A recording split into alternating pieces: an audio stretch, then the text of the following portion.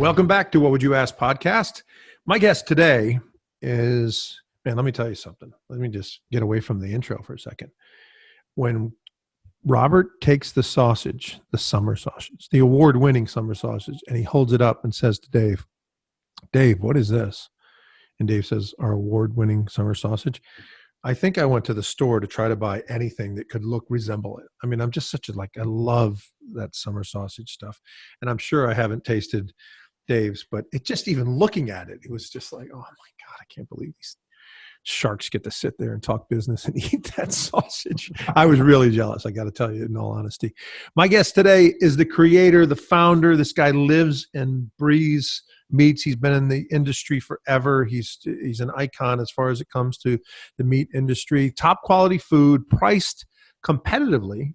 And it's not because they're cheaper. It's the top gourmet type meats, but they process this stuff themselves, right? I mean, that's entirely done by them. So they're not all these out, sourcing stuff, third-party stuff. I got to pay this and blah, blah, blah. It's all taken right out. And you win because of that, right? I told you about the award-winning sausage and all of that stuff. That thing's been, award after award. I'm really excited to welcome Dave to the podcast. He was on, let me just say this, he was on Shark Tank season 4, episode 21. Not sure why we have to have the episode, but we want to make sure you know exactly where it is. Season 6, episode 22, he came back.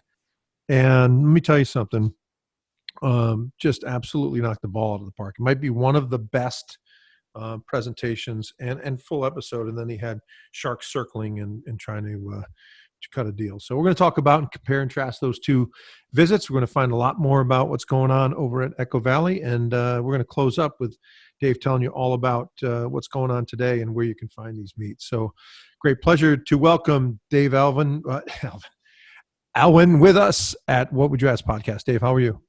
Great. How are you? Thanks for having me today. You're welcome. So let's start off right there. Articulate a little bit about the history. I really want to hear about how you built this thing into the, mega meat company that it is today. Well, I'm a third-generation cattleman farmer meat processor, and I have failed more times than I've succeeded along the way in the last 30 years. The building I'm in now, I will have bought it 2 weeks. It'll be 30 years when I bought the building when I was 20 years old. So been here 30 years, a long time, slinging meat, so to say, making sausage, hams, bacon, cutting steaks, doing a lot of it. And as any businessman, that's been in the trenches since day one, you make a lot of mistakes along the way before you really seem to try to figure it out. So I was born into the family business. The family came here. My dad came here from Lebanon in 1947 and said he wanted to get in the food business, because people have to eat every day. And I'm telling you something, right now in this pandemic, there's no better time that shows how some businesses can succeed and some businesses don't. We are in a food business, and everybody saw the news where the prices were going crazy and the shortages, and because we're old school and because we process everything ourselves, we didn't run out of anything. Prices went haywire and sideways, but we were very fortunate and blessed that we were able to keep inventory, manage prices accordingly, and keep selling. So we were one of the few.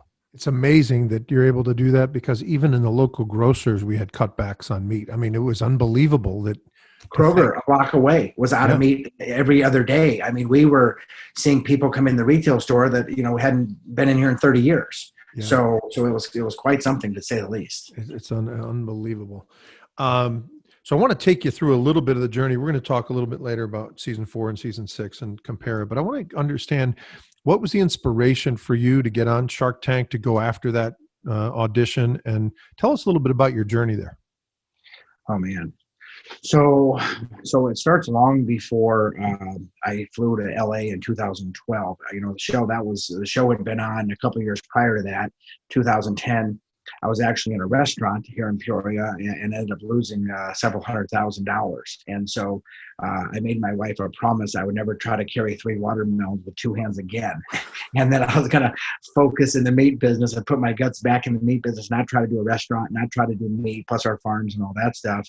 So I had been watching the show, for a couple of years, and I kept telling her one day, I'm going to go out for the show. I'm going to go out for the show. And, she kind of, whatever. Oh, good luck, that type of thing. And so we came home from a soccer game in May of 2012 from Chicago, and there was Shark Tank on that Sunday night. It was a rerun. And I said, honey, I'm going to get on the computer and see what auditions are for Shark Tank. And she said, yeah, right, whatever. And so I said, you're not going to believe this. We were in Chicago downtown all weekend for our son's soccer tournament, and they had auditions at a hotel a block away. And she said, oh, maybe another time. And I said, well, that's the bad news. The good news is there's one left in Culver City, California, this Saturday, and I'm jumping on a plane Friday. And she looked at me and she says, you're out of your mind. She says, yeah, right. I said, I'm jumping on a plane Friday. Trust me. And she stood up and looked in my eye and she said, what do you feel your chances of making the show are? And I said, 90%. She said, why? I said, I know what I do. I have great product, and I've been doing this better than anybody. And I was trained from the hands up, from conception to consumption, and I love what I do. I'm passionate about it. And she said, okay, your handwriting sucks, so print out the application, and I'll fill out the application for you. True story. That's awesome. So that's how it started. Then I fly to California Friday night, take a super shuttle, 45 minutes to Culver City, get to the Holiday Inn in Culver City where auditions are. And I come, there's I'd say 3,000 to 5,000 people in line already. Jeez. So I get to this hotel at 10:30 at night, and I'm like, oh my goodness, what am I going to do? I'm not going to sleep tonight. I better get in line. I better do this. So I'm checking into the hotel. This tall gentleman, about 6'5", checking in with me. I said, man, where are you from? He said, I'm from Miami. Where are you from? I said, I'm from Peoria, Illinois. Here's the deal. You want to be on Team Dave? And he goes, yeah, what do I do? I said, you go get in line. I'll go buy 3 lawn chairs and 3 blankets and see you in an hour. So he goes and gets in line for Team Dave. I go to the store. I find another guy from Arkansas. I tell him, you want to be on Team Dave? He's like, hell yeah. So he jumps in the cab with me. True story. By the time we get back, there's 100 to 200 guys behind my guy in line. Oh, so that's fantastic. Yeah. So we get back there, and of course, you start making friends, and I got 3 chairs and 3 lawn blankets. It's September in Culver City, and it's going to get 70 degrees, and I wasn't planning on sleeping on the sidewalk. Leadership skills, you at best, right? I mean, well, that's awesome. Oh yeah, you're pitching to 10 people in front of you and 10 people behind you, and you're hearing all kinds of interesting things that people are there for. And FedEx pulling up on the curb, dropping off tables and signs, and anything and everything, props. And so it was kind of funny because everybody's like, my God, Dave, you got a real business. You're like legit, man. I want to buy your stuff just hearing you. You're going to, you got a real shot. And so, I'm getting confident, and, fast forward 17 hours later, they bring you into the auditions, and then they bring you in a room of 200. And it basically says, you're going to get 2 minutes to give ABC, Sony, and Mark Burdett a 2-minute pitch. That's your pitch. And they're going to give you a couple minutes back. So I gave obviously a good pitch. They gave me 10 or 15 minutes back. It really worked out well. And then there are stages after that where the whole process starts. Jeez. And you went through the process of videoing and getting assigned a couple producers and all of that stuff, right? I did. They basically, 3 things happened. Don't call us, we'll call you. Go film here right now, or go do a homemade video. I did the homemade video. It was great. I mean, I did it in the cow herd. It was literally, we need this back in 10 days, and you got to sign an NDA, and you got to do this. So it's like, who do you tell? Who do I have help? So I call the radio station, say I have to film a commercial. They say, oh, we got one of the best videographers in Peoria. He's done 3 Extreme Home Makeovers, 2 Biggest Losers. Wow. This guy can help you. And so, I mean, I was lucky because I did have a professional. And the first day into it, I'm in the middle of the cow herd. He stops and he goes, you're going to make the show. I said, what do you mean I'm going to make the show? Because you bleed enthusiasm and passion. You're going to make the show.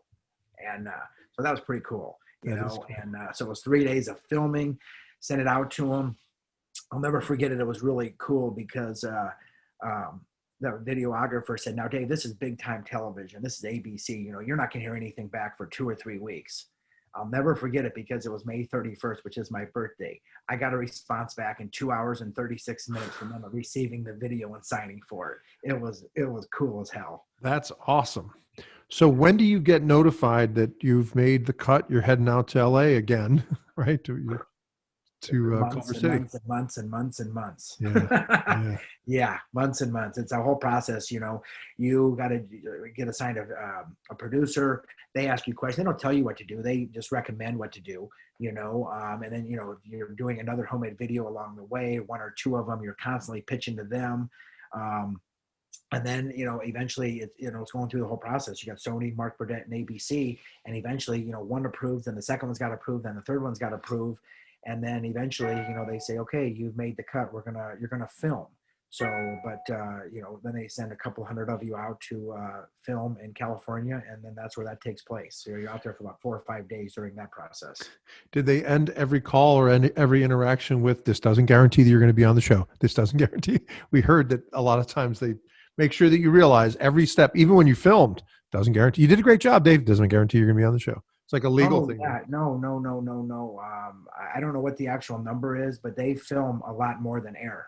Yeah, so, of course. Yeah. So there's a lot of people that go through the whole process, go through the whole filming, and never will see television. Jeez. And they're under a non-disclosure, so you can't even really tell people that you were filming. Right, that's right. So. Stacy from Macon, Georgia wants to know. She says, Dave, when you eventually get inside the studio to the green room, and it's your time, you're on deck, so to speak. She wrote parentheses. What are you thinking about? Your presentation? What shark you want to work out a deal with? Questions that have to be answered. What are you thinking about in that moment before you go on? In my mind, I kept running my pitch through my head because, you only have a couple of minutes to say the pitch. And so it's trying to nail that down and make sure, especially in my world, I didn't know my customer acquisition cost my first time. I wanted to make sure I knew my numbers, my customer acquisition costs, all the stuff that I messed up on the first time. So I came back, and did a lot of homework and research in between. And so just numbers is what was going through my head, just making sure my pitch, my game, So you walk out there, you've been there in season 4, you're back again. Do they recognize you right away? Instantly. Absolutely. Yeah. And he's back. Yeah. Now, is this, your son was with you this time, wasn't he? He was. Yeah. Okay. That's right. And he wheels out the food to give them things. And I mean, some of these people talk about, and I'm not implying at all that meat is not healthy, because I'm from a meat and potatoes family, trust me. But Damon's got the vegan kids in the family, but every single one of them was eating like they hadn't eaten, like they were on Survivor or something. It was like, wow, they were eating that stuff going down. That's got to be a really amazing feeling. The other one thing I want to mention was from season 4 to season 6. And by the way, you did that thing at season 5, the update. They came to you, right? Tell us a little bit about that before we go on. Tell us a little bit about that. Yeah, that was in Peoria. So I got a call saying, hey, we'd like to do an update on you. And I said, I didn't think you did updates if you didn't get a deal. Well, typically you don't. Yeah. There's been a couple companies, but you're positive energy. You're good for the show. People seem to really like you, et cetera, et cetera. And so it was good energy. And so they asked me, and actually, and how one of the things, how it happened is I was doing a lot of these speaking engagements for free and bragging about Shark Tank, where a lot of people that didn't get a deal were like, it's negative, negative energy. Sure. I never had that. They're like, oh my God, Dave, your podcast was great. Would you be interested in an update, this and that? And so it just worked out well for everybody. I to this day, the show is amazing. Clay Newbill, Yoon Loninger, Max. I mean, the people that run the show are just world class. Yeah, that's awesome.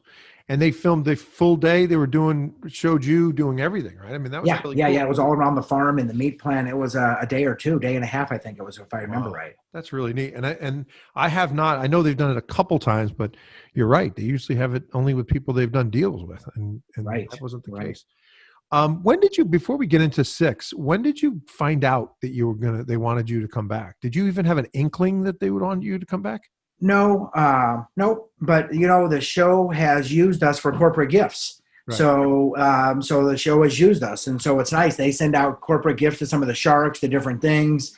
So we have a great relationship with them, and as anybody, I get 100 people a year. Oh, I got a great idea. Can I bounce it by you? Can I do this? Can I do that? Yeah.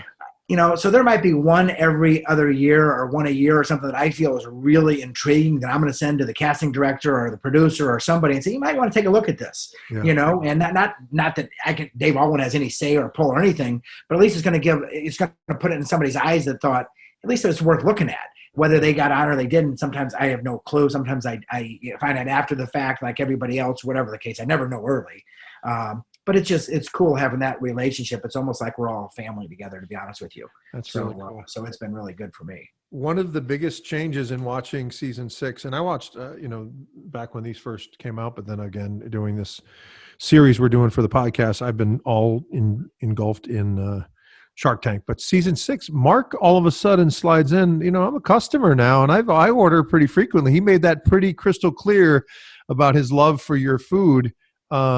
And that's it. It was all, he just said it and moved on with everything. That's Well, my and that's that. You're 100% right. And his family and I are on texting basis. They oh, are that's very cool. good customers.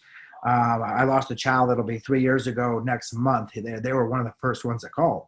Wow. So we have a good relationship, and it was really good. And I knew who I wanted going in before the deal. That if I had the opportunity, and as you saw, Robert and Kevin ended up offering me double. Yes. It wasn't so much about the money; it's about who would be the right partner for Dave Alwan and who can connect the dots. Absolutely. That's good stuff. I was just surprised, Mark, listen, I've watched a lot of video and I can't remember. The only thing Mark will say is I have a competitive business that, and so I think it may be a conflict of interest. So I'm going to bow out. That's the only thing I've ever heard him say that's outside of what the product he is being presented. But for him to say I'm a customer, it's just, that was out of left field. That was cool. And by the way, that probably carries a lot of weight if Mark Cuban is hey, I get my beat from the same place Mark Cuban does. Well, let me tell you something. What's really cool is a lot of people probably don't talk about it, but we had a viewing party. So we had a 42-inch TV with Google Analytics up live. Pre-Dave Alwan walking out was maybe 50 people. Dave Alwan on the air, 87,000 on the site with 6,800 open shopping baskets.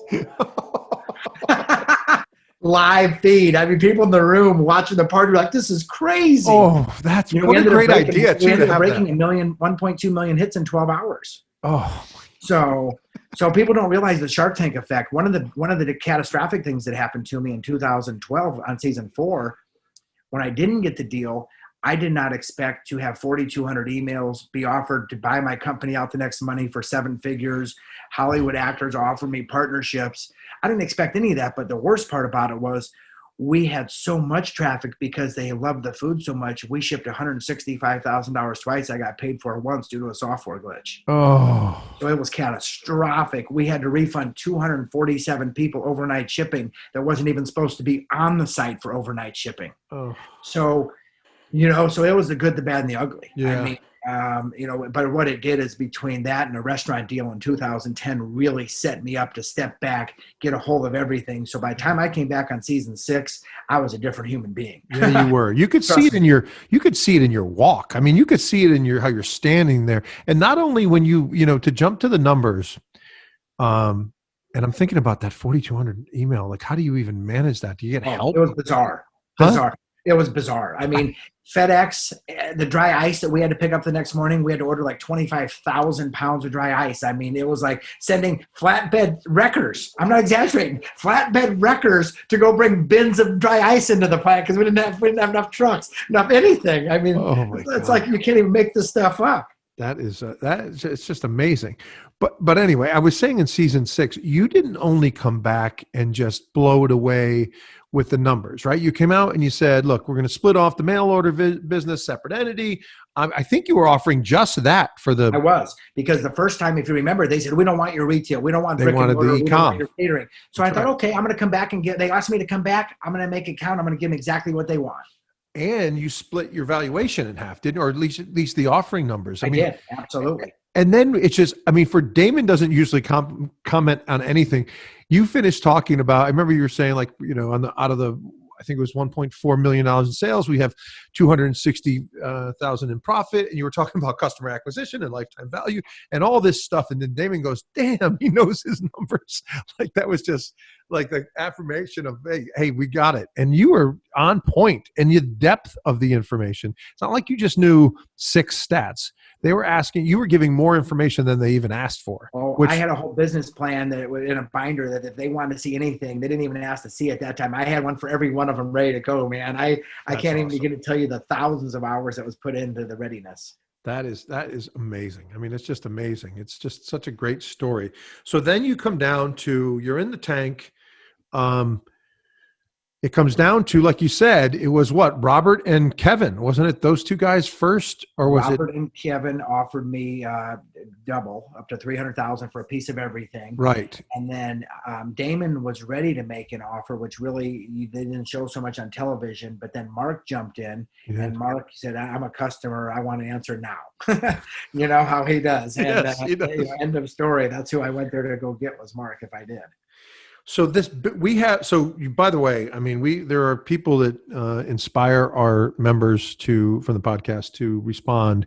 And you can always tell, we had Shelley Ealer on from season 3. I believe Shelley was on season 3 with the Shono, the towel with the slit and all that. And we just had, what a great interview we had with Kirsten Hathcock from Mod Mom Furniture. Just a great story of just, triumph, setback after setback. And then boom, she keeps going. And so when we put those out there that these people have committed, you get back a lot of stuff. Same thing with you. It was, Scott over here, one of our guys said, Dave's opened up the floodgates on us because it was just in with questions. And it was that compare and contrast thing that you came back and just another story, right? Is everybody, I think, was rooting for you. You had a great product and you walk out the door without it. But the good news is that Shark Tank experience without the thing still blew up your thing, right? We're talking about numbers that happened in 4, not necessarily 6, although they happened again in 6, I'm sure too, right? I'll be honest with you. I was offered $3 million for my company the next morning after season 4. Wow. $3 million from a guy who was in the oil business out of Texas. We heard from three. I won't say names, but 3 of the biggest movie stars on planet Earth all offer me deals. I don't know why they didn't take one. I'll go into business with you tomorrow. So now, what do you do with that? Like, what do you do with that? Do you respond to any of this? Absolutely, every one. I responded to every single email myself. All 4,200, man. Oh my God. It took days. We had 5 people answering the phones. The internet was blowing up. I mean, the orders, we were more concerned about the orders. And ironically, season 4, I was hoping if I got on, I was going to get on before Christmas. And then I did. And then I was hoping I'd get on before Easter, and I didn't. And somebody was looking out for me, because let me tell you something. If I would have got on before Easter or Christmas, Dave Alwan would be 100% broke. Yeah. But that software glitch we had. Yeah. Shipping everything twice, we would have been broke. And so instead of 3 to 5 days turnaround time, there was no holidays. We said 21 to 27 days turnaround time. I mean, we were out of product in hours. I mean, and then shipping everything twice sure didn't help matters, So it was interesting, to say the least.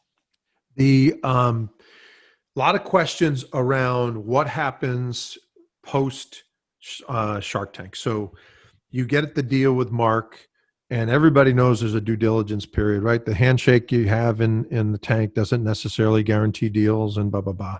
Tell us how things unfolded post tank with that deal with Mark. Sure. Well, it was pretty seamlessly. Mark is about as professional as you get and has an incredible team all around him. And so literally we probably had an email by the end of the day when we filmed. From his attorneys, with paperwork and contracts, and send tax returns, do this. They started, doing their due diligence, like you said. And for Mark and I, it was a really pretty seamless deal. I had been in business already over 25 years plus. I had accounting systems set up. A company was profitable, et cetera, et cetera. And so it was just a win-win for both of us. And that's why I went there to get Mark Cuban.